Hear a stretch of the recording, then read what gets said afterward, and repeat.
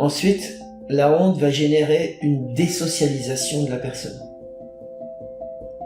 Mais la personne ne s'en rend pas compte. Mais elle va avoir des grandes difficultés à se socialiser. Parce qu'elle se sent pas à la hauteur, parce qu'elle se sent diminuée, dévalorisée. Il y a toujours des barrières, des barrages qui vont l'empêcher de s'épanouir et de faire ce qu'elle aime faire. Bonjour Gilles. Bonjour Agnès. Bonjour à tous et bienvenue au Réveil émotionnel. Donc, nous allons parler de honte, sortir de la honte. Gilles, pourquoi as-tu choisi ce sujet ? C'est un sujet énormissime. La honte, c'est quelque chose dont on ne parle pas, encore moins que les autres émotions. C'est un sujet tabou, très tabou, et qui donc a un impact énorme quand il est libéré. La honte est déstructurante de la personne. Ouais. Elle envahit la personne tout entière. Donc autant l'impact peut être énorme, autant la libération peut avoir des conséquences énormes si cette émotion est conscientisée. Ok. Par ailleurs, cette émotion de honte désocialise. Contrairement à la culpabilité qui peut être réparée, la honte n'a pas à être réparée. Elle est là, elle est profonde, elle est cachée, parce qu'elle n'est pas montrée. Elle n'est pas accueillie par la société, par les autres. Donc la personne qui vit une expérience honteuse va la garder à l'intérieur d'elle-même et va se la cacher à elle-même. D'où l'impact énorme de la honte sur la personne. Plus elle est cachée, et plus elle a un impact sur le quotidien de la personne. Contrairement à ce qu'on croit. Ok. Je prends l'exemple d'un étudiant qui a fait une grande école et qui se rend malheureux dans sa vie professionnelle alors qu'il réussit tout ce qu'il fait. Un gars brillant. Et qui vient me voir par l'intermédiaire d'un thérapeute pour travailler sur sa carrière professionnelle. Et il s'aperçoit que son père avait fait pression sur lui pour faire cette grande école, mais en fait, c'était pas ce qu'il aimait. Et donc il a tout fait pour répondre aux besoins de son père. Et il n'était pas heureux. Il était malheureux. Parce que, au fond de lui, il savait que c'était pas ce qu'il avait envie de faire. Et donc il y avait une forme de honte, parce qu'il n'avait pas réussi ce qu'il avait envie de faire. Il s'en voulait. Alors, c'est quoi la honte, en fait ? C'est un sentiment de dévalorisation profond, qui touche son être. Contrairement à la culpabilité, qui touche ce que fait la personne. Je me sens coupable d'avoir fait ça, ou de ne pas avoir fait ça. Alors que la honte, elle concerne l'être tout entier.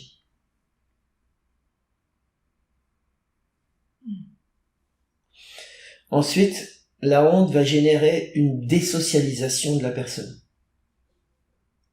Mais la personne ne s'en rend pas compte. Mais elle va avoir des grandes difficultés à se socialiser.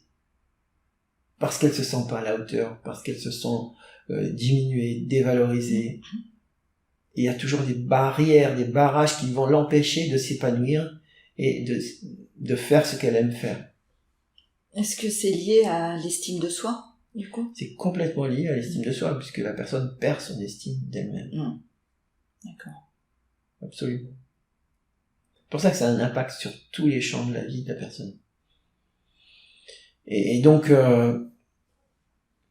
je prends un exemple très simple, une personne qui a envie de créer sa société, mais qui n'y arrive pas, parce que elle a une expérience de honte dans son enfance, parce qu'elle Elle pense vraiment ne pas pouvoir y arriver. Et donc elle lutte contre elle-même.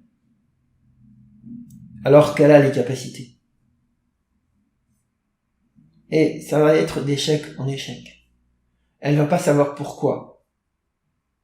Alors que si elle identifie la cause, la honte qui est à l'origine, elle va s'autoriser à être elle-même, à être à la hauteur des autres, à être digne d'intérêt. Alors la honte, elle porte différents masques, comme elle est cachée. Elle porte de nombreux masques. Je ne vais pas les citer tous, mais par exemple le masque de l'ambition. Une personne qui a vécu une expérience de honte, d'humiliation, enfant, va avoir une ambition démesurée pour ne plus vivre ce qu'elle a vécu étant enfant. Ne plus être dans cette situation de dépendance aux parents, la mère, le père. C'est une personne qui va avoir tendance à humilier les autres. Comme je l'ai dit souvent, une personne n'est pas méchante. La méchanceté n'existe pas. Cette personne a vécu une expérience de honte et elle va générer de la honte autour d'elle. Elle va, sans s'en rendre compte, sans savoir pourquoi, générer de la honte. Elle peut aussi devenir masochiste. Masochiste au sens où elle va se faire mal pour libérer son expérience douloureuse de la honte.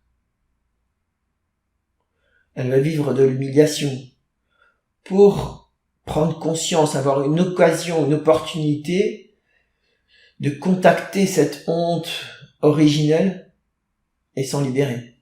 Mais ça, elle s'en rend pas compte. Mais est-ce que quand on contacte justement, si on prend l'exemple de l'humiliation, qu'on contacte cette honte, comment du coup tu peux t'en libérer? Puisque tu vas chercher l'expérience pour t'en libérer, même si c'est inconscient, comment tu peux faire pour la libérer? En revivant l'émotion, Ouais. en revivant la honte, consciemment ou inconsciemment, il va y avoir des liens qui vont se faire. Des liens sensoriels, des liens émotionnels ou des liens cognitifs. Et la libération va se faire. Encore faut-il que la personne soit consciente de ce qu'elle vit, évidemment. C'est peut-être pour ça que des fois, quand on avoue quelque chose, tu vois, quand on est dans une situation, ou quand je suis dans une situation inconfortable et que j'avoue un mal-être, donc une honte, après on peut se sentir bien. On est soulagé d'avoir dit ces paroles, quoi. Alors ce qu'il faut savoir, qui est particulier à la honte, c'est que la honte peut cacher la honte. Ouais. Ça veut dire que quand une expérience de honte de l'enfance a été bien enfouie, on n'aime pas tellement le vide. Et donc on va s'expliquer cette honte par une expérience de honte ultérieure, qui n'est pas forcément l'expérience originelle.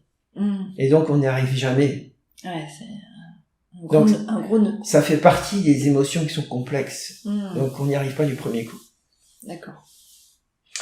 Et la manière de s'en libérer, c'est de l'accueillir et de la partager, de l'exprimer, de se l'exprimer à soi et de l'exprimer à l'autre, dans un environnement sécure, bien sûr. Ok. Alors, s'il y avait une chose à retenir, ça serait quoi? S'il y avait une chose à retenir,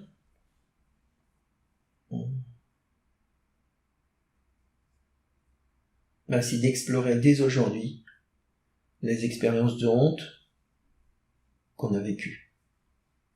Ce serait le plus beau cadeau que la personne puisse se faire. Ok.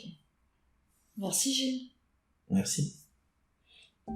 Si tu aimes cette vidéo et que tu veux nous encourager à continuer, nous t'invitons à t'abonner à la chaîne, à liker l'épisode et à laisser un commentaire pour nous donner ton avis. Tu peux aussi partager cette vidéo avec ton entourage si tu penses que ça peut les intéresser. Si tu as envie d'aller plus loin, Gilles propose des trainings et coachings en intelligence émotionnelle. Retrouve toutes les informations sur le site odyssemotion.com.